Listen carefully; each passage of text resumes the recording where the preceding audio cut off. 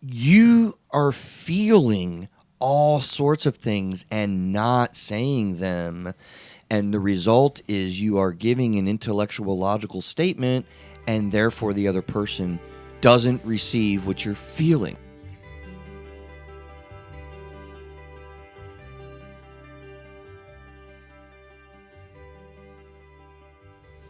Hello, everybody. Welcome to Through a Therapist's Eyes. This is, what is the date? November the 17th? That would be correct. That's correct. It's the 17th. I'm on point. Where you get to get personal insights directly from our panel of therapists directly in your car or in your home, being aware it's not delivery of therapy services in any way. Today, we're going to be talking about intellectualization. Victoria was like... Such a big word. Is that what you said? I won't say what you say. I also said that I'm not sure I know what that is. Really? Yeah, I was surprised at that. I was wondering if you were going to come out with that. I gave you the opportunity, and I was like, I'm honest. I'll tell you when I don't know something. I love that. That is nothing. But we'll wrong with learn that. everything we need to know. Yes. Well, like I said, man, part of doing this panel is awesome because I'm learning from you guys. And John, you've said a couple things that I've just kind of had in my head and in my mind. As I'm doing sessions. So this is, partly why it's so fun to do because we're figuring this out together. But I'll say that line in a moment, I guess. We have the book out, Re-Understanding Emotions and Becoming Your Best Self. Guess that the title is Through a Therapist's Eyes, huh? Got the marriage one coming out. I'm working on it. Good. I'm working on it. Trying to start to quicken the pace up a little bit on it, but I'm working on it. We are switching a little bit to YouTube Live. You can check out our YouTube stream. With all of these streams, it's important for the feedback and the reviews and the stars. I know The like and comment. Yeah, share. Man, they help out a lot. 5 stars. Not 4. That's right. 5. And contact at throughatherapist'seyes.com is the way that you contact us. It's good to interact with us that way. It's our email. This is the human emotional experience. Let's figure this thing out together is the endeavor. So 3 questions I want you to think about through the show on intellectualization, right? Do you understand what intellectualization refers to? That's my question. That's what I would like to find out. Do you use this strategy as a coping mechanism? Really thinking about yourself as we go through talking about this because, I'm willing to bet, John, we do. We do. We do, don't we? We certainly do. I can imagine you as the academic one. I don't mean to out you. Oh, bro. no, I mean, I do that. I intellectualize all the time. Right. Yeah, and a lot of my colleagues. Right. Yeah. And it's not an academia thing, if you think about it. It's really just a human thing, because I do this all the time. My wife's probably laughing her little behind off if she hears the title of the show. She'll be like, oh, I know why Chris did that show. Yeah. Yep. Anyway, understanding thirdly, what bad effects does this really have on you when you do this? That's probably the crux of what I want to get an understanding of. So that's the things I want you to think about. But it's funny because I chose this topic in a way because for a little while now, I don't know, man, like a few years, I've been very aware of the fact that our society uses our buzzwords. Have you noticed this, Victoria? Like uses like therapeutic buzzwords. Oh, yes. Yeah. Yes. I literally just saw a video that was talking about how this mom goes, let me tell you how I classically conditioned my child to do da-da-da-da-da-da-da-da. And I was like, do you even really know what that means? Well, it's and she did. She was like, she knew exactly like what she was talking about. But yeah. I was like, to actually, she used the terminology and everything. Yeah, so. and people are picking up on this stuff. John, I don't know, your career's longer than mine, but have you seen a recent uptick in how people do that? Well, aside from Woody Allen movies back in the 70s and 80s, that was kind of rare. We're doing it now so much more. Yeah. Very much so. Yeah. I'm not saying it's brand new, but I hear this like all the time. Narcissist. My wife is a narcissist. That's every other word. Yes. Narcissist. Yes. And addiction. Oh, I was so addicted this week to, alcohol even. I'm addicted to love. Are you going to break out in song? That's Robert Palmer. Y'all know I was sent out on collections for the first time in my life. I thought I'd bring that up on the show just to let the viewing audience get to know us. Yes, I know. I know about it. 'Cause Yeah, you I heard was about here when it happened when you got off the phone with the people. I walked out in the hall. She's like, "Is everything okay in there?"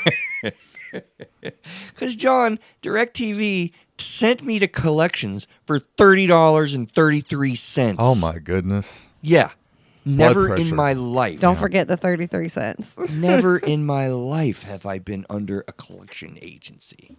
I'm just like shocked and pissed and offended and like, For $30.33. yes.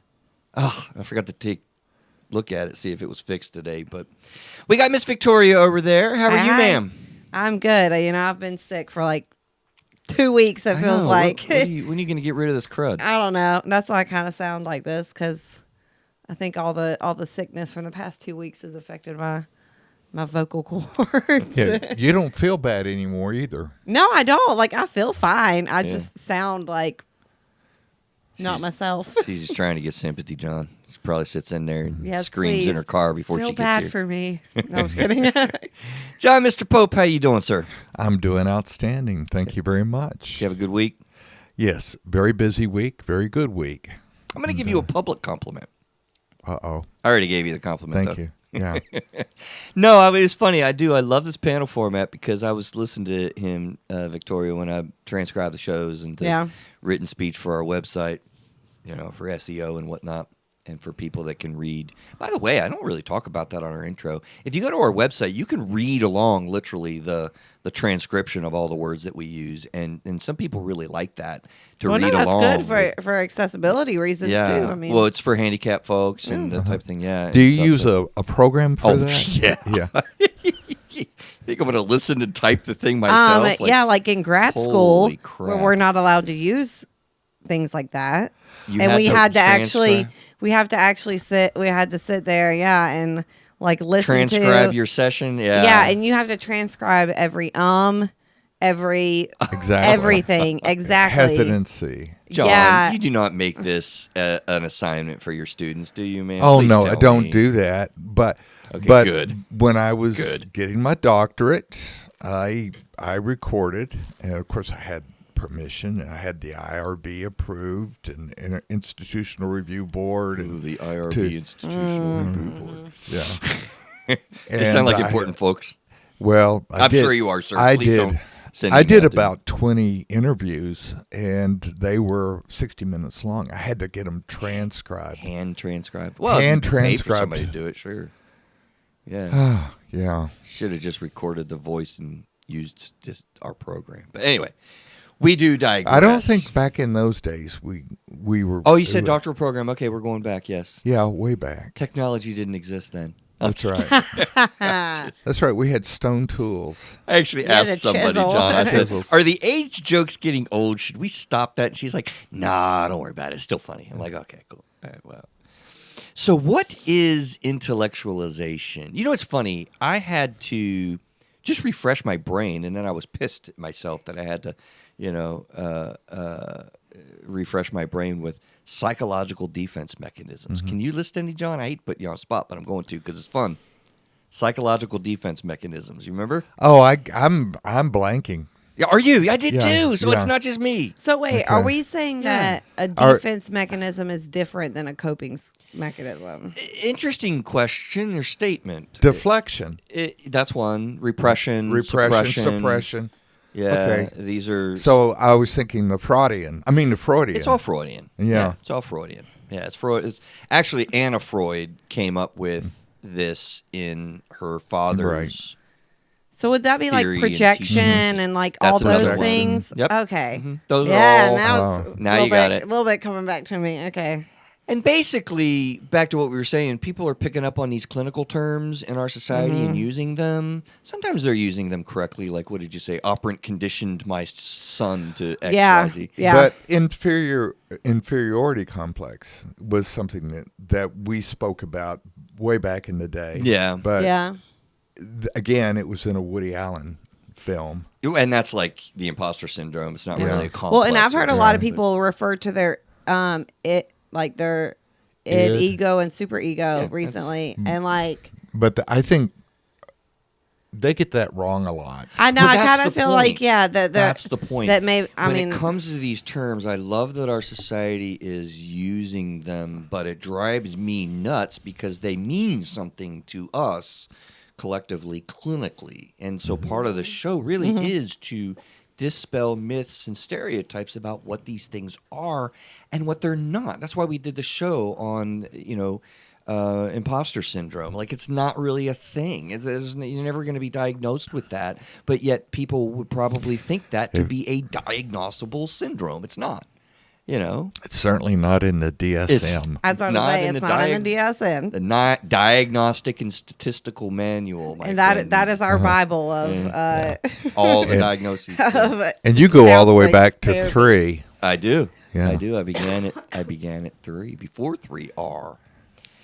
But going back to this, so intellectualization is one of these things. There are several defense mechanisms that we do, and I want to dispel the myths about, how we use them and what they even are. So, Victoria, you just asked an interesting question.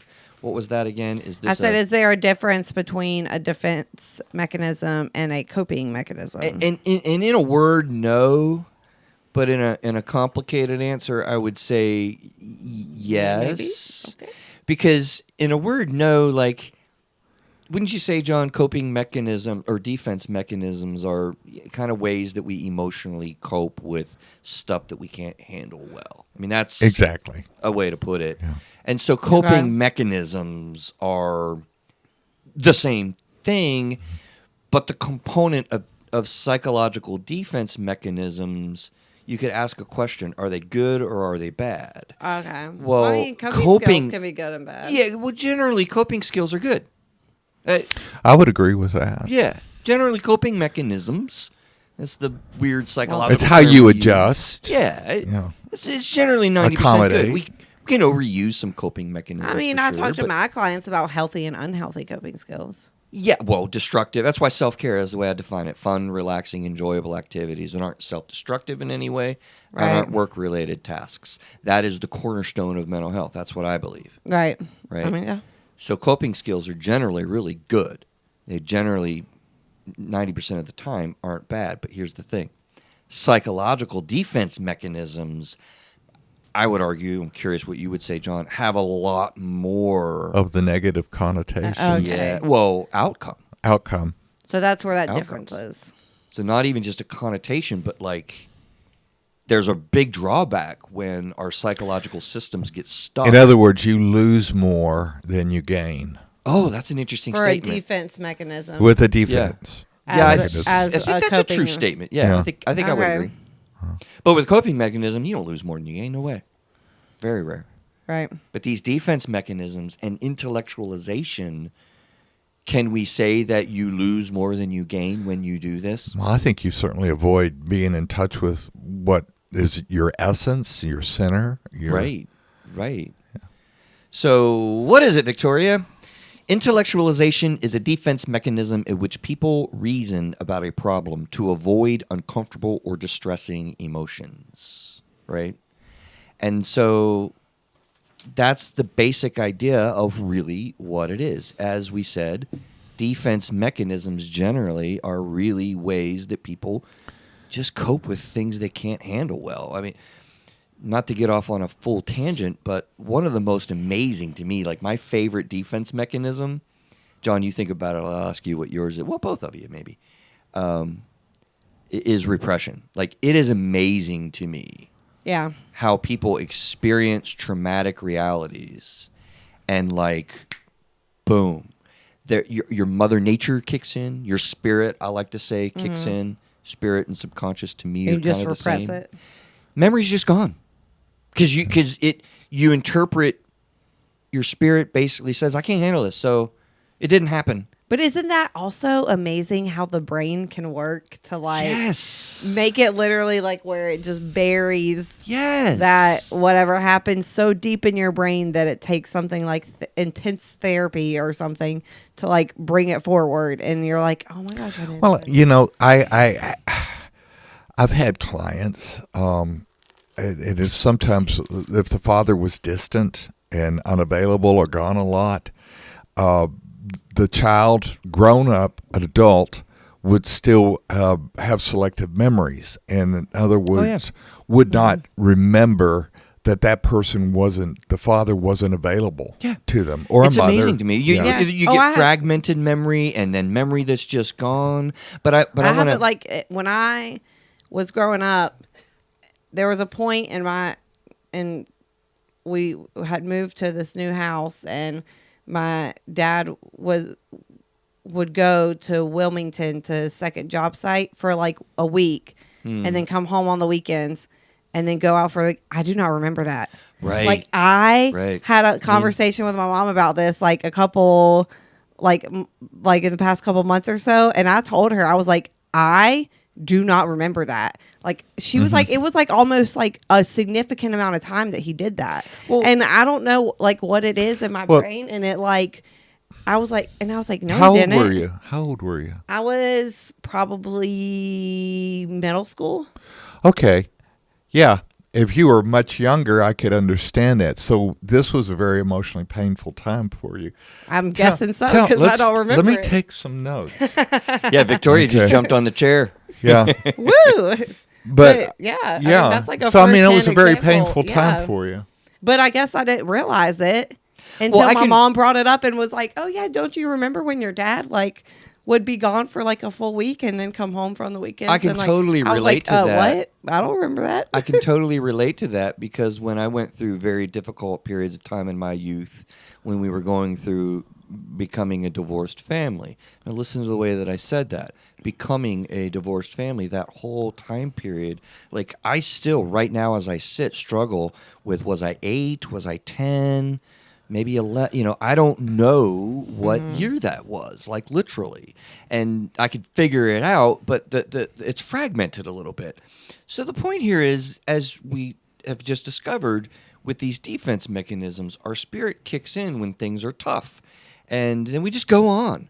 But our spirit also knows exactly what happened. Right. And so when you're intellectualizing our topic today, you are doing the same thing, and oftentimes you are not conscious even that you're doing it when you're in the process of intellectualizing. That's what happens. Does that sound right, John? That sounds right to me. I'm thinking in terms of, let's say if you have a couple and one is intellectualizing all the time. Oh, yeah. So there's not a lot of emotional transfer or to be able to communication. And so what happens is it even grows more distance in terms of an estranged relationship. So. Yeah, absolutely. So also, by the way, you'll see on the cameras, we don't have Kasie today. I forgot to mention she is out sick dealing with some things. So she'll be back with us, just so that you know. What's that? She thinks you've already brought that up. I'm pretty sure you already mentioned that, but that you might may have have been brought before it. we started I recording. did. Are you Okay. repressing your memories? Yes, Well, because I'm so sad, Kasie. Chris, I've also worked with people that were sexually abused and suffered significant trauma when they were children, and they are missing literally years of their lives. Oh yeah, no, and absolutely. And then they'll say, I only remember the good things. Now, and so we're focusing on repression, which is kind of a different show, but the idea here is these defense mechanisms are powerful, Right, and oftentimes necessary to function strategies that you just kind of naturally come up with. I think what you asked earlier, what our favorite. I think my favorite might be projection. Oh, really? Oh, it's another good one. And you talked about that the other show. John, do you have a favorite? Just curious, real quick. You like them all. I like them all. I'm totally repressed. He's trying not to. So here's an Totally example. repressed. We've talked a lot about abandonment and engulfment on this show before, a lot, and when you have these emotional realities in the engulfment world that you're trying to shut down or trying to internalize, or this type of thing, it's kind of well known to me that engulfment folks will get logical. So as to not be emotional, they'll become logical. And that's like an example of kind of how this happens. Oh my gosh, Victoria, you're I'm sorry. kicking off onto It is me. not me. I just I'm not got projecting my a cough tickle throat. So I noted also with what this intellectualization is, there are good forms of this and bad forms. Kind of like back to our dialogue on are these okay, are these good or not. They're really good and helpful when we need to be objective and rational about things and logical. But they're really, really bad when we're avoiding emotions. That's a big component, is avoiding with any of these defense mechanisms. Right. Well, you can see that in funerals. Funerals, you say? Funerals. Like when you see humor. No, Almost? no. When let's say you're at a funeral. If Okay. I've been to a lot of them, and because I'm getting closer to Jesus, day by Nice. the older I get. But the thing is that you'll see people that don't cry. They are very stoic, Oh, yeah. and they sit on their emotions. Oh, boy, I bet you do and see it's that very preaching. difficult. Yeah, very difficult for them. And that was one of the stereotypes of white Anglo-Saxon Protestants, or WASP, which because you don't show your emotions, you're God's frozen chosen. Okay, right? I've never heard that Interesting. expression, but yeah. Well, you're from the mountains, I am Right. from West Virginia. West Virginia. Yeah. So, how do people use this from day to day? Is the next little segment I wanted to kick into quickly, so we can get to the good stuff of how do they really harm us, right? So, people use this, as you say, in funerals, is probably a really good framework to put into your mind, because this happens a lot when times are emotional, and funerals are really a time where things are very emotional. So People don't want to feel out of control. that's one that's on the list. Control. Yeah. People don't want to appear vulnerable. People are trying to appear strong, Yeah. right? What else do I have? Well, some people might literally just be in shock still. Like, Well, that's a term for it, yeah. like, Shock. I don't know really what that is, but people get psychologically and they say it's Or in a state of shock. like frozen almost. Yeah. Yeah, it's the fight, flight, or freeze, and So, in other words, they're going to dissociate a little bit. that's Yeah. another clinical term, right? Yeah. Well, Dissociate. as people use that all the time. It's a whole nother show. I mean, see how we have good content to develop, right? Yeah. And you know me, like I mentioned before, like how I listen to a lot of true crime and stuff.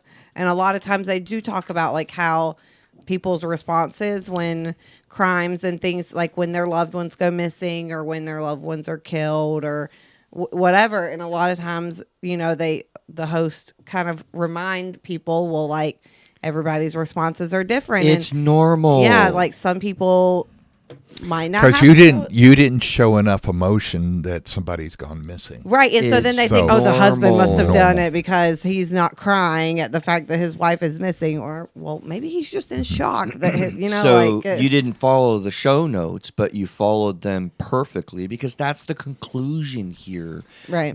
How do we do this in day to day? And I'm glad you brought that up because that was the way I was going to take the mic drop on this segment. Oh, I beat you to it. You did. You're great because people get very, very confused about that. And like, listen, FBI agents have been confused about this when they're doing, mass murder events and things.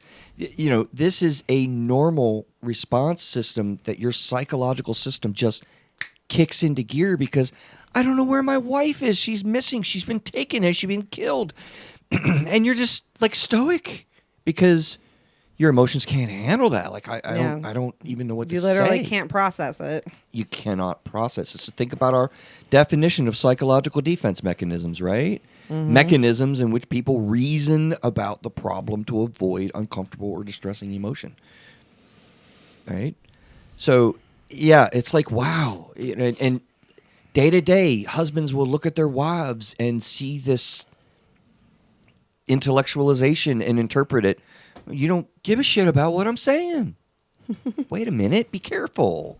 Because that's maybe completely the opposite of the case. The person cares so much that they're just, shutting down, not coping in the moment, and just falling apart. But you just see them. AKA engulfment. And right. It appears something very, very different and causes lots of misunderstandings in not just marriages, but your employee shuts down when we're doing a performance review, right? Right. And the employer's like, man, you just really don't give a rip about being here. Oh, I'm making a mental note about that. Hold on a minute. This person's intellectualizing and not really answering your emotional inquiry of whatever format, possibly because of a psychological defense that they don't even know they're doing. Right. I think you might see that. I mean, obviously, it's known I don't have that much experience with couples, so I'm interested to see what y'all might say. But I feel like you would see that in couple fights, like when one person says something to their partner and their partner doesn't immediately respond. And it's probably because, and then, that one person is like, oh, well, you don't have anything to say. Well, it's might be because that their partner is processing what is said. They're trying to, trying to deal with or figure out what to say next. In couples counseling sessions, Victoria, I am doing that all the time. Okay, so I'm pretty spot on. All the time. Would you agree, John? Oh, yeah. Yeah. Yeah. You see how people sit, and I got... Yeah. You'll see if somebody's like this or if somebody's or closer, closer, and all of that. There's sort of that, and how they can share a small couch and still have a wall between them that's 10 feet thick. Do you see that in where they look? Say if it was John and I, and instead of speaking to John, I'm talking about John to Chris. Listen, yeah, they do that all the time. Okay, redirect. Looking at you. I used to play a fun game. Oh, yes, I do. So if you're listening to the show and you're coming to couples counseling with me or any therapist, we're going to make you, crazy in your mind about this. I would love to see where people sat. Mm-hmm. This office is set up sort of not as much choices. People won't sit in my chair, air quotes, or but they'll still sometimes a couple will come in and they'll sit in this chair, which is an individual chair, instead of that chair, which is the love seat. And I used to have a love seat, a full on couch, a single chair, and then the chair. I remember that old setup. Yeah. You remember? I would love to see that because in my office, there's no I'm the same. There's only a couch and then my chair. Now, let me calm the listening audience down. We're not. I mean, I don't want you to be fearful. We're not we're cruel. Overanalyzing everything you do. But it is interesting. It is interesting to see. It can be fascinating. Yeah, it can be fascinating. Anyways, so what are the harmful effects? Is really an important component here to understand, so that you can be insightful about what it is that the consequences of this really kind of become. And if you think about it, it's easy pick for intellectualization, overanalyzation. I mean, people understand that very well. You think, you overanalyze, you get stuck, you kind of spin something around. It's this wheel that goes around over and over and over again. Never ending. Sometimes, yeah. Maddening. Yeah. So when you get stuck in intellectualization, and honestly, abandonment people are not any better than engulfment people. Please don't hear that. But with this particular show, you're going to hear that side tends to fall in that more, I would say. Well, you don't operate from that, John. I was going to ask you if you agree with that statement or if that's... Well, I understand what you're saying. Yeah. And I do see that, a lot, because the engulfment folks get so internalized and stuck and thinking, and then it looks like procrastination or that you don't care. Or well, I would agree with that. Yeah. Right. Right? Okay. Yeah. And that's not it at all, because Victoria, you spoke about that eloquently a little bit ago. Yeah. So be careful about what you are personalizing as a characteristic of somebody that you care about when they're doing this.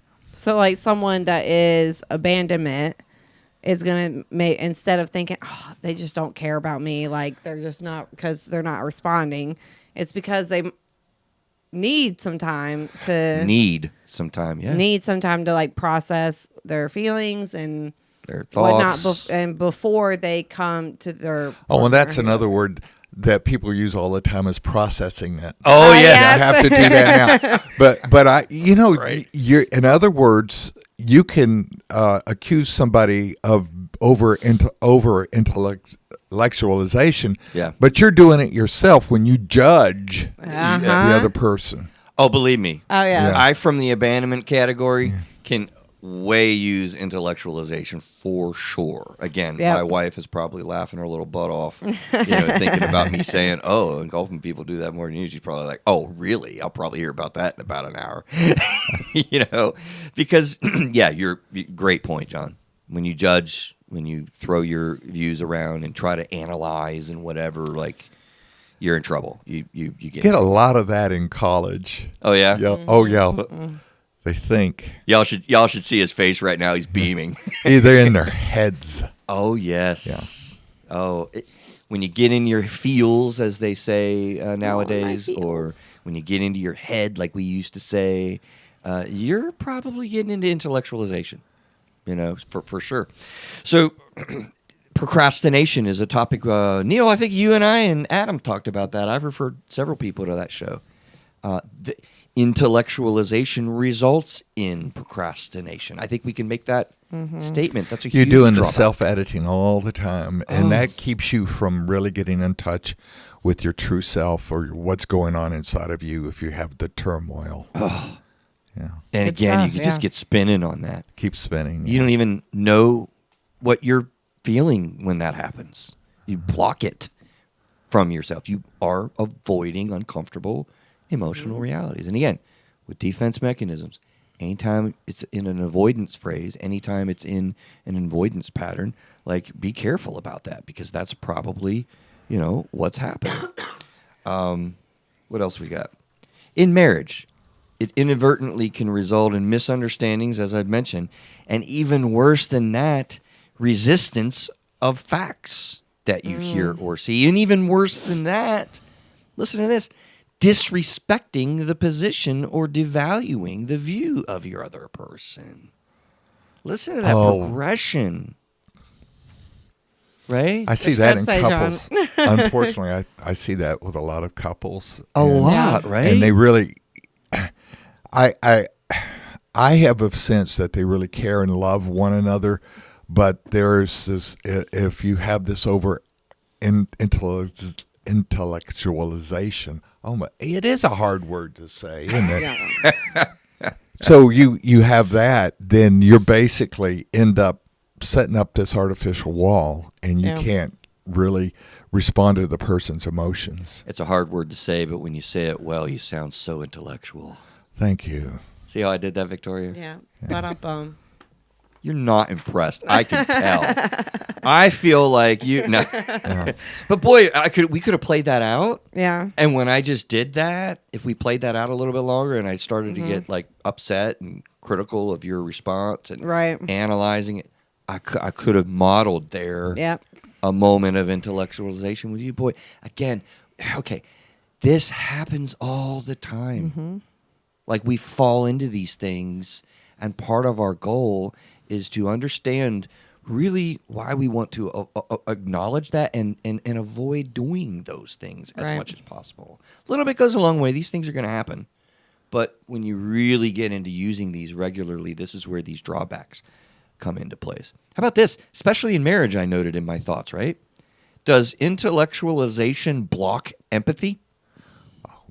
Oh yeah, I would agree. I would, for sure agree. One of my earliest marriage counseling was in Waynesville, North Carolina, and there was a man who had married a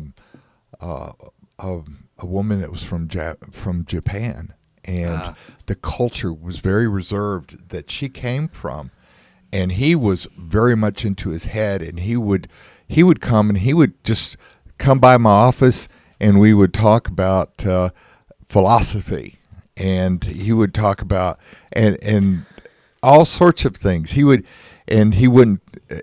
not be in touch with his feelings about his dad or his mom or his family, and he was feeling very frustrated in his life about his employment. His wife came to see me as well. This was when I was a pastor, and they said there was no communication.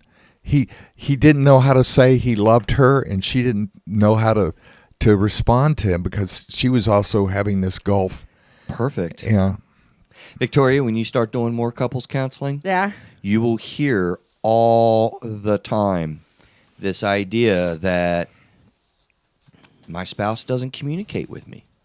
And literally, you'll see the eyes roll of that person who has been accused of not communicating. Right. And they're sitting there thinking, I told you this, I told you that, I told you this again. I don't understand why you're saying this. Well, listen, the reason, as I look directly into the camera, because this is an important point, you are feeling all sorts of things and not saying them. And the result is you are giving an intellectual, logical statement, and therefore the other person doesn't receive what you're feeling. And so therefore, you're communicating your they feel- needs, but not your Exactly. feelings. right. Or you're communicating other things, You're but talking- not specifically your feelings. You're It's making a meta. It's meta. You're talking about something that you're not talking about the real essence, the Right. essential nature of the feeling itself. You could talk about it, but it's not authentic Because why? because you're avoiding by doing that. 'Cause you're intellectualizing. Isn't that the intellectualizing, word, Yeah. right? And listen, I know that these are very emotional conversations, and I know this happens all the time, and it's going to. We need to embrace that and be okay with that to a certain extent, right?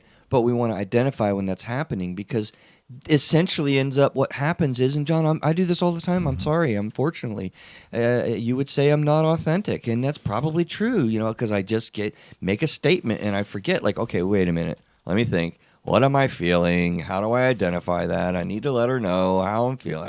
Like, who wants to do that all the time? Right. It's not. It's difficult. This takes energy to be aware Well, of. it's intentionality, It's intentionality and that takes energy.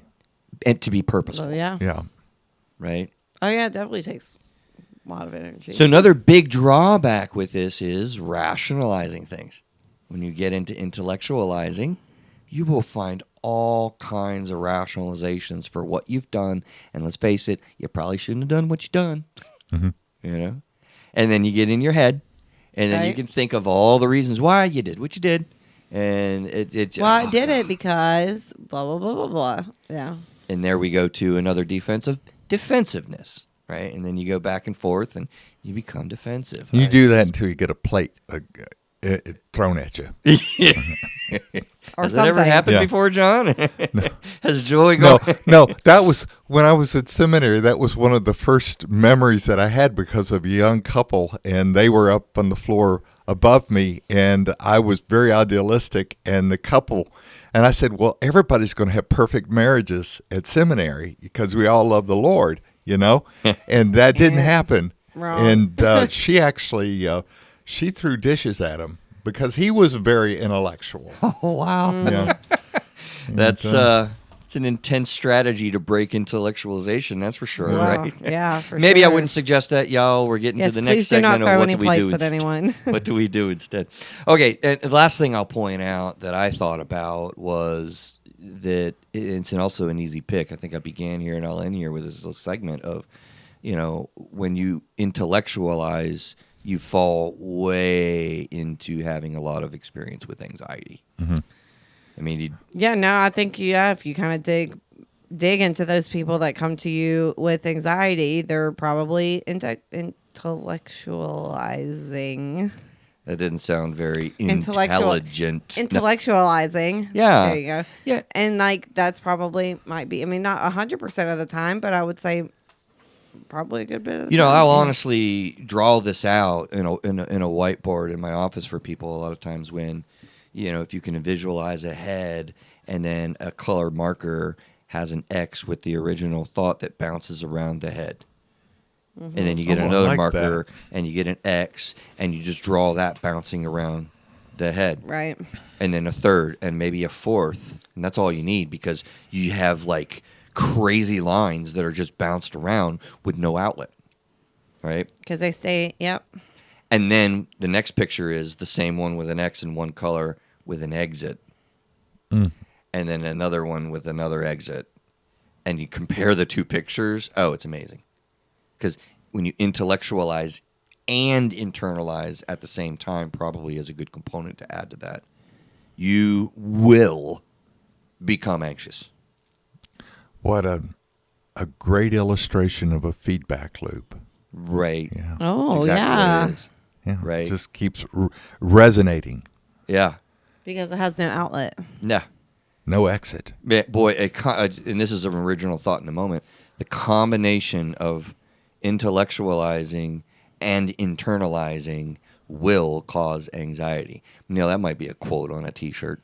I don't think it's cool enough, but it's clinically cool enough for real. So you could sell it to some counselors. Yeah, indeed. Okay, next section. Let's move. So what do we do instead, guys? Okay, so if we're identifying this and we're realizing, this really does have some significant consequence to me in my life. Okay, so what do we do in response? I mean, just off the top of your heads, what do you think? I mean, Well, we have to deal with our emotions. I mean, right? Well, no. Well, before you deal with them, you have to identify them. It's huge. I mean, it's right. It's a no-brainer, and again, a lot of my therapy experience with people, like I am doing this all the time. Okay, so you just made this intellectual statement. I don't use that word, but I say, okay, well, so what are you saying there? What do you mean by that? Mm-hmm. And then they'll say it again, and maybe it'll be another intellectualization statement. I said, I'm still confused. I don't really understand what you're saying. And they'll say it again, and trickles in. What do you think? Into what they're actually feeling. Right?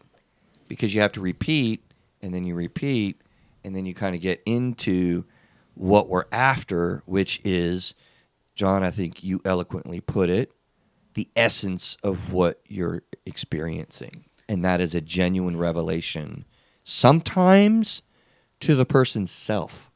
Yeah. So then I have a question. What do you say to someone who says that they don't know how to identify their emotions? Oh, God, that's a lot.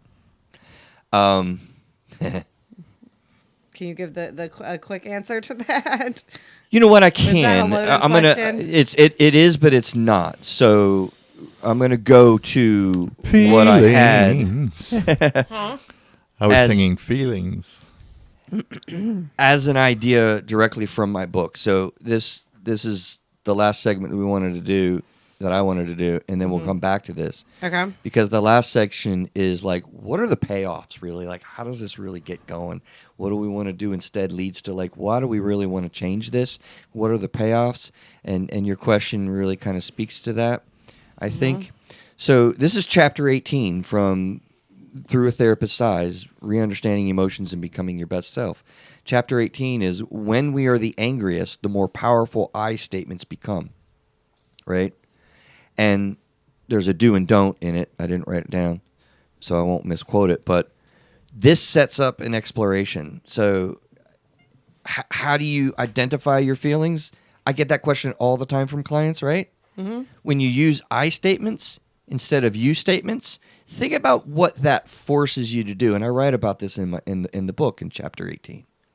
It forces an exploration. It forces you, rather than getting into a situation where you're blaming the other person, you're internally exploring and answering the question because you're making an I statement. What am I seeing in this? Instead of saying, you made me angry, you say, I feel angry because it forces you to come up with the rest of the happened. sentence. Yeah. Because you have to own it. Yes. That's the power of I statements. And a lot of people don't think I about have to that. own it. I have to say what I am thinking or what I am wanting or what I am experiencing. So implementing I statements, basically. What am I feeling? Mm-hmm. It's a powerful reframe that you can just totally avoid simply by saying a you statement. But if you use the I statement, you actually reclaim your power. Let's go further with that because that's fantastically true. Yeah. Well, the reason why is because you take ownership of your emotions, your feelings, and you're actually saying, this is what I authentically believe and think and do. And so you're being able to stand up as a mature individual. That's the goal. I tell all my clients that everybody has their own remote control, and when I love you it. and when Okay, I like you that. Yeah. and when you when you say, well, so and so made me feel this way, you made me feel this way, you're giving that person your remote control, and then they now have control over you. But when I you will so use that. I have you the use- talking stick. yeah, but then Yeah. when you the have Lord of the Flies. but Or then what was when that you show? use it, but when you use I statements, you're giving that control. You're taking your remote control back, and then you now have the control And you're- back over. And you're saying that you have rights and you have some agency in your own life. Right. And when you say that you're giving that, like you said, the remote control to yeah. another person. Yeah. I love that, and that's such a powerful metaphor, Victoria, that you've come up with. And I'm serious. I will use that. I think because Go for it, because I didn't come Dude, up with it myself. I do not want to give up my remote control, yo. Right. Right? You know, like who wants to say, "Oh, sure, here's the remote control." Right. You know, Yeah. or I mean, how many times have you gotten into a fight with your kids? Hey, where's the remote control? They're sitting there saying, "Oh, I know exactly where it is, but I ain't telling you." You know, but that's exactly what Yeah. you do when you get to use So these use I statements. statements. They're powerful. Other questions naturally come around when you said angry, right? You Right. make me so angry. Oh, geez, that sucks. Well, I feel so angry. Well, the question is, why am I so angry? What has gotten me so upset? What does this situation really mean to me? To me, right? I use that in therapy all the time too. Do I feel angry or do I feel something else? Right? Hurt, scared, anxious, confused. What really is there? You see, it just turns everything around. Yeah. So I love chapter 18. So does that answer your question? Yeah. What do people say when they say, I don't know what I feel? Yeah, I think that's a great start. So the easy get here is, what do we do instead? Of course, is, identify the emotions that you have. That sounds, so simple. And I think our brains and Victoria ears immediately went there. It's an easy pick, but really hard to do. Oh yeah. I have to remind my client, like, no one said it was going to be easy. I don't know what you like. Why you differ? Yeah. No. Okay. I'm just thinking that I have some clients that said I didn't think change was going to be this challenging or this difficult or hard, and that in order for something that's worthwhile, Right. yeah, it's no pain, no gain, I guess. Listen, one of the things I say in therapy is I am not a passive therapist. I do not sit back and just listen, and I'm pretty active as a style. Yeah. Shocker, as much as I talk, right? But that's purposeful, right? Right. It fits my style, and it's done in I think, a very kind and loving way. I've not gotten much feedback otherwise, but like, I believe in attacking this stuff. Right. Like, identify this stuff, and you say no pain, no gain. Man, let's attack it. Like, if you're beginning Figure to it really, out, yeah. even listening to this and thinking about how I use intellectualization, and then really getting in touch with, like, the serious drawbacks that this creates in our life, well, let's freaking attack it, right? Let's go after and figure out, how do I really do different? Like your question, Victoria, how do I really identify what I'm feeling? And that's what we're doing here with this segment of, well, what do I do instead? Let's attack. Let's be purposeful. Let's take agency. I love the way you put that, John. Yeah. I tell people I'm a very direct client. I mean, not client, a direct Probably that therapist. too, right? Yeah, probably, yeah. But that I don't beat around the bush kind of thing, that like same thing, attack it head on. Yeah. I mean. So this is just a question. So Yeah. you're less Rogerian. Right. Yeah. So what would you say your reason to be Modality. Or What fallback modality are you using? I mean, I don't know. Can't say eclectic. Don't. Is Oh, that a trigger don't word there? trigger me. Oh, y'all got to see on the video, you're man. The YouTube. What John When just you're did. We got when full you're a body shake. young therapist and you say you're eclectic, you're not. I mean, I You're usually not- just say I'm a patient-centered therapist. Like, I'm there That's for a thing. That's a and thing. so, I mean, I don't You're know. client-centered. Client-centered. Or, Right. Oh, patient. She can't say patient. I said person. Boy, you got triggered twice. Resulted in No, the that's filters. that's the teacher in me. Yeah. So But I mean, I I'm love that, John. Yeah. here for the I was client. teasing you. And so, I mean, I don't want someone. I was just talking about this. Like, time is valuable. I was just talking about this with another client, and like I am not here to waste someone's time either. Right. I want to So be like, productive. if Exactly. I'm not just gonna sit here and let you, and like you said, passively let you do these things. So I'm gonna. You show your love and care Yes. and unconditional positive regard. There's another one. Yep, Unconditional. additional positive regard. Yep. And you're showing that by actively engaging and telling that and saying and transmitting to the client, you really care. Yeah. You really are interested in their improvement. And so there is not the intellectualization, which a lot of therapists engage in too, I think. So Yeah. Just a little bit of a note. There are other modalities that are more, you could say, passive. There's point and purpose to all that.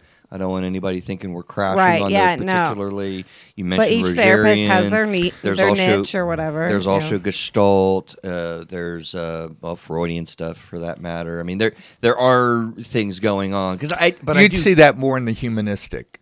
yes. So I was gonna say, so John, what would you label the type of modality that I? Oh, you're excellent. Okay, well, That's the modality. That's not a modality. Well, No, we'll no. talk about that later. Okay, yeah, I we want to talk say, about that later, but sorry. John, go further in what you just said because that's people might not understand. You see that more in humanistic theory. Well, in other words, like existential, you would get somebody that would help somebody search for meaning. And so there is a tendency for some intellectualization right. Within with that. existential. Yeah, Yeah. definitely. Gestalt, however, is more like getting into the real gut of the situation, but but it's humanistic in the sense of that's there. I think with the psychoanalytic is that you get not as much feedback from the therapist on certain levels. You would get the interpretation Right. that would come there. Okay, Professor Pope, you just created 3 whole new shows. And one. Those are to come at a later date. it's Those fine. are come at a later It's okay. date. Yeah. I just point That's- that out that's- because listening people are like, wait a minute, what is psycho? What did he say? And they're going to Google. They're going to Google like Gestalt. What? Oh, It's good okay old though. Gestalt. Let's go a little further. I'm just teaching it this semester, so that's that helps. Oh, so it's like So it's fresh on- on your brain. Yeah, there. yeah. So the second thing that comes to my mind with what do you do instead is finding a way to express them. And again, I pointed that out in the head and the marker thing that I described just a little bit ago.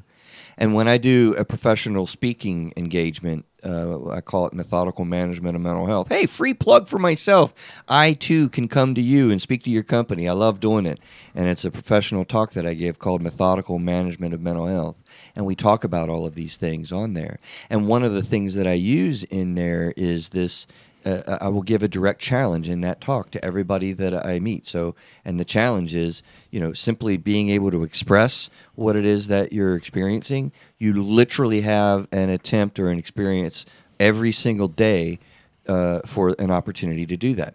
And that opportunity comes when somebody asks you the question, Victoria, that I probably asked you this morning. Hey, how you doing? Yeah. Right? What do people respond with? Good. Okay. Hey, I'm all right. How are you? So it's transactional. It's transactional. Yeah. So what I want to challenge everybody that's listening to this show to begin changing the intellectualization and the transactional aspect of this is answer that question the very next time that you get that question with at least 3 sentences. Oh crap. Right? Okay. I have to think What about are- that. Right? Yeah. It does. Yeah. I see. I'm just saying, like, yeah, if someone asked me if I had to give 3 sentences, Yeah.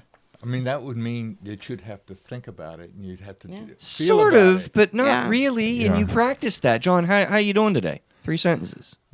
I am feeling on the top of the world. Oh, wow.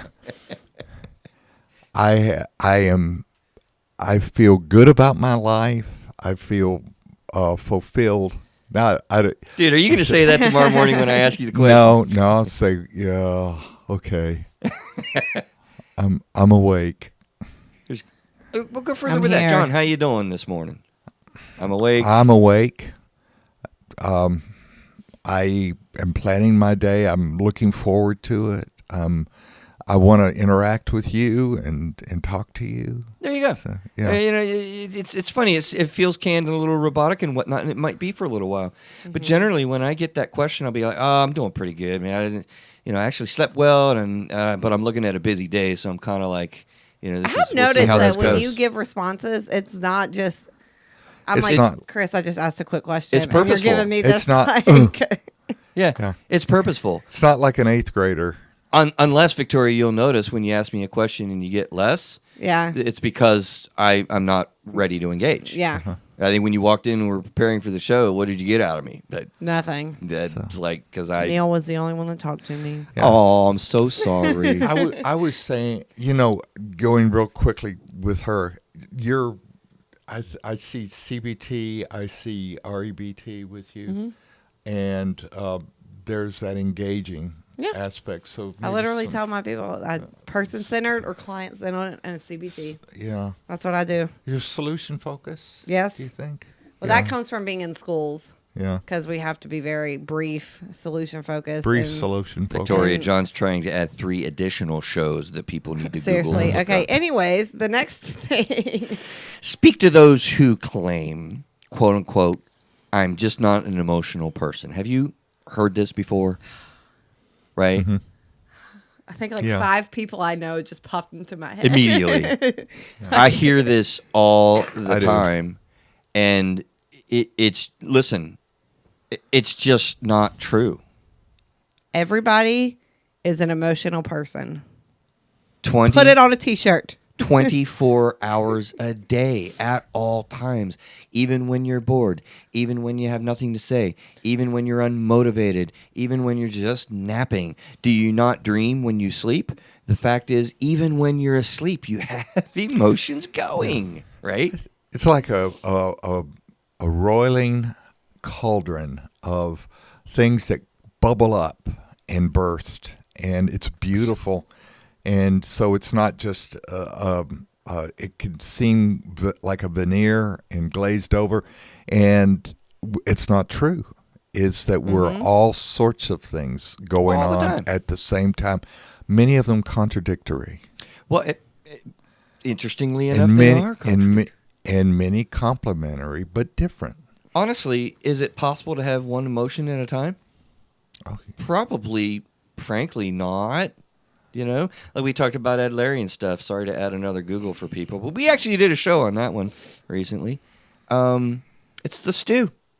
It's the stew. Goes back to the stew that you have and all the different Yeah. components of your personality and your experience and your day to day and the momentary changes up and down, back and forth. Like, can we really be hey, I'm not really an emotional person? Like, Yeah. And I stop just had a it. client who she looked at my feelings board in my office. Oh, gosh, and yes. she just listed all these things that she was feeling, and I was like, that's a first step. Like, you're actually identifying what you feel. But then she was like, I feel like I shouldn't be feeling this many things at one time. I'm Oh, like, really? She said that? yeah. And Yeah. so then we kind of had to start that conversation about no, that's okay. You can't not. Yeah, you can be you can feel this way about this situation and this way about this situation. Like, there's all At these the same at the same time. time. Yeah. Yeah. It's amazing to me that there are Say, so if many she's people. listening to this, she's gonna know. I'm talking Yeah. about her, but Yeah, I mean, that just happened this But week. again, we get into intellectualization and we try to shut that stuff down because Right. we don't want to feel all this stuff, and stuff. And listen, back to your original or your question a little while ago. You said, well, how do you help people feel their feelings or identify Right. what your feelings? What you said. Well, look, most of my people are struggling to figure out: am I mad, happy, glad, or sad? Like those Yeah. are the primary things.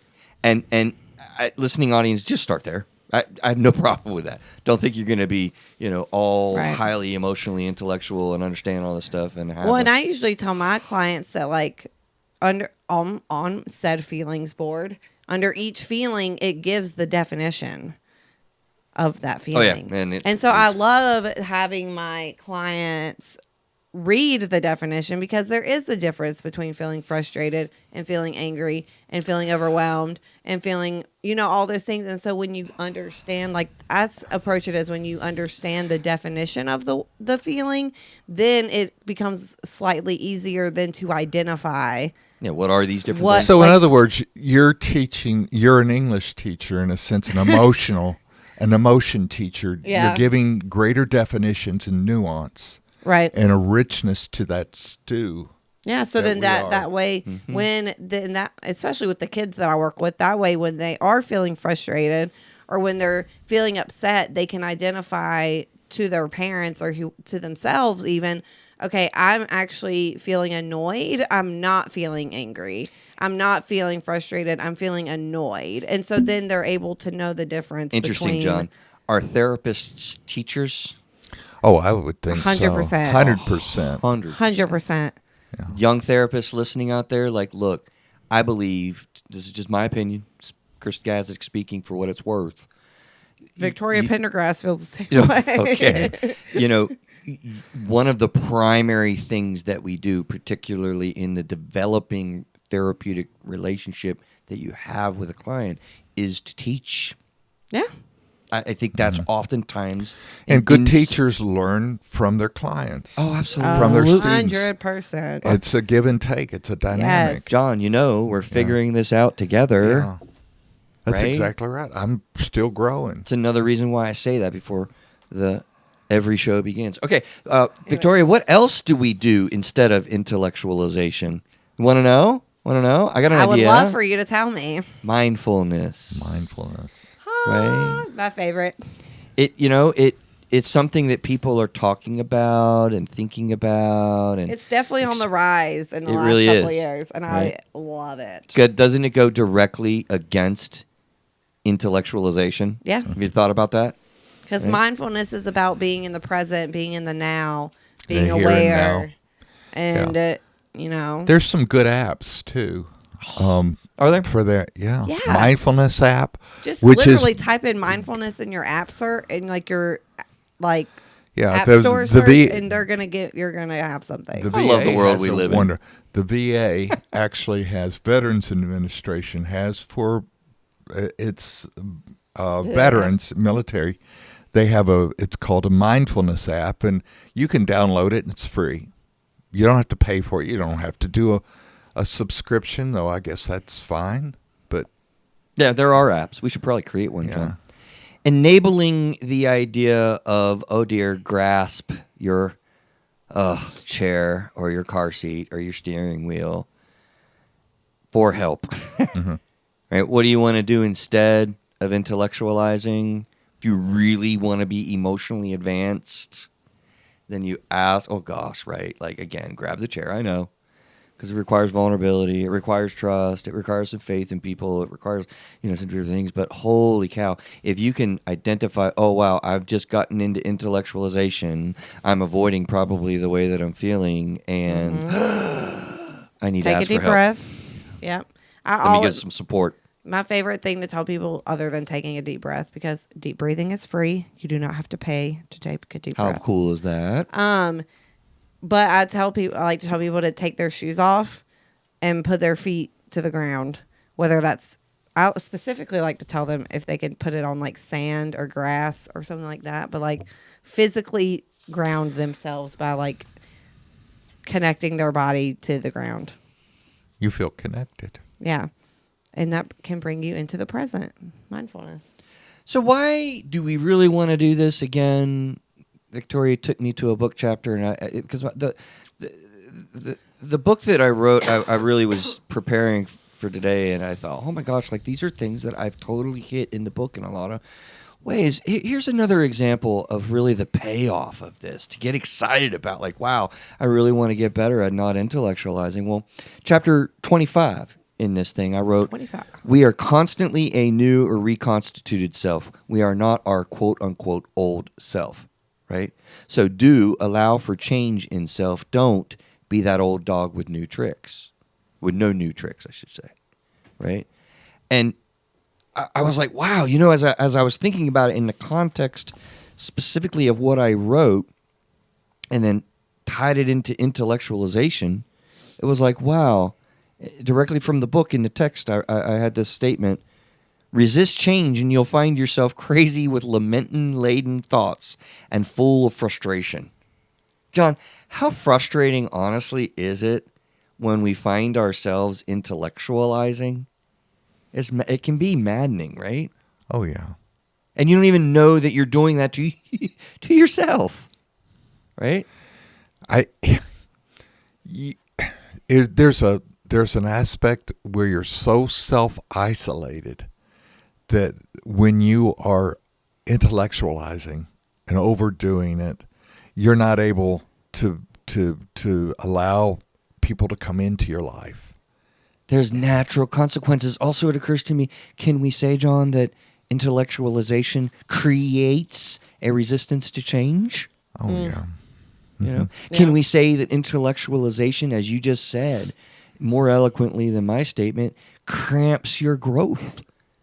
People want emotional growth. That's a fundamental aspect of the goals of therapy a lot of times. Well, unfortunately, the drawback to this and the other psychological defense mechanisms is that it completely stunts that emotional growth. And again, what breaks my heart sometimes is people do this so much and don't even realize they're doing it. Right? Yeah. Right? So I'll sum us up here in 10 seconds, but closing thoughts, comments, what do you guys think? Pretty cool, eh? See, now that we've talked about it, Yeah. I know what it is. I just didn't ever Exactly. I know you did. put the word to what it is. But yeah, I think if we can identify when we're doing it, then I think that's a big first step. Well, you know what's funny, Victoria, as you say that, you're right. I mean, you have all of the conceptual stuff, but Right. what you develop with a little more experience and stuff is that ability to put words on it and that gut reaction when you see it. And that just, Yeah. you can only know it intellectually so much before you begin understanding Yeah. and like experiencing something. Yeah, I'm just thinking of all my clients right now that Yeah. that I now realize, like, now I have a word to put Right. with, like, what they do. Right. And listen, we all not do. everybody, We all do yeah. it. That's it. You could have 24 years of education, or you could have 6 years of education. It doesn't matter. We all over intellectualize or no Yeah. education. or no education. I'll spin off on that to say goodbye, guys. John's totally right. Listen, this is a very normal thing. I hope that what you've heard and understood and listened to us a little bit, thank you for hanging out with us, is that this is a very normal part of life. It does have some destructive characteristics to it, but part of what you were able to do, I hope now, is identify, kind of be in the moment, be mindful about it, have some alternative ways to kind of cope with things. I mean, that's really what we're doing on this journey, is understanding how do we handle these uncomfortable things. And I'll hold the hope and knowledge and belief. I'll hold the faith for you if you don't have it, to develop the confidence in being able to handle these uncomfortable things that we have with emotions. So you can do that. You can do that with us. We're really all in together trying to figure it out. All right? Take care. Have a great week, and we will see you soon. Bye, y'all. Bye.